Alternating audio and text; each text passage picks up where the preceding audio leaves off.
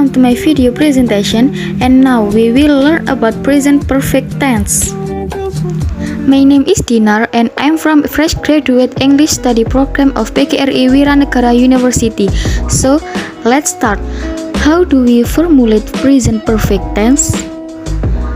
Let's start with positive sentence. The formulate of positive sentence: subject plus have or has plus verb 3 or past participle. We take verb drink for the example. Verb 3 from drink is drunk. So, I have drunk a coffee, you have drunk a coffee, we have drunk a coffee, they have drunk a coffee, he has drunk a coffee, she has drunk a coffee. And don't forget, have two subject I, you, they, and we, and has two subject she, he, and it.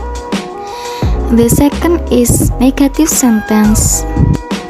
The negative formulate is subject plus have or has plus not plus verb 3 or past participle. We take verb drink for the example. So, I haven't drunk a coffee, you haven't drunk a coffee, we haven't drunk a coffee, they haven't drunk a coffee, she hasn't drunk a coffee, he hasn't drunk a coffee. So, in the negative sentence, we still using the verb 3 and not change. And for subject I, you, they, and we use have not or haven't. And for subject she, he, and it, we use has not or hasn't. The third is interrogative sentence. The interrogative formulate is to be in front.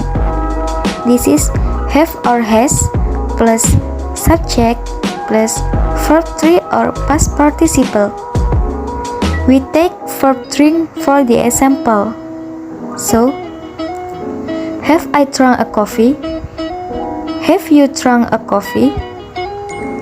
Have they drunk a coffee? Have we drunk a coffee? Has she drunk a coffee? Has he drunk a coffee? For subject I, you, they, and we use have, and for subject she, he, and it, we use has. And next, when do we use present perfect tense? Well, in next slide, I will explain about usage. The first is to explain an action when it started in the past and end in the past. For the example is, my sister has written 4 books. So, she has written 4 books a long time ago. She has written in the past and end in the past. The second is to explain an action in the past, uncertain times or specific. For the example is, she has been to Bali. In this sentence, the times is not specific. We don't know the specific time when it happened. The third is to explain an action that has just been completed. For the example is, we have arrived home. The fourth, to explain an action that began and end in the past that have any effect or impact at the present time. For the example is, they have had a car accident.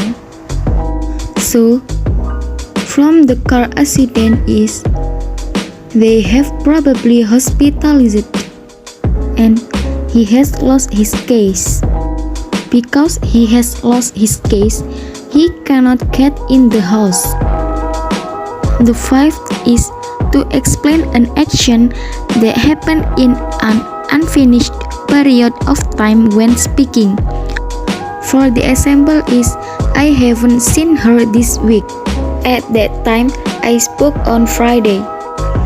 The sixth is to explain an action that started in the past up to now, usually used for and since.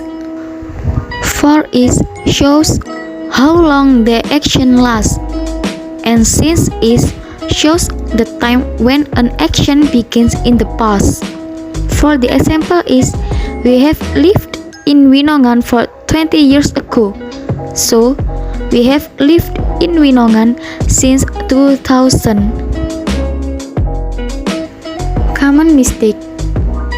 For the example is, I have been to Bandung 2 years ago.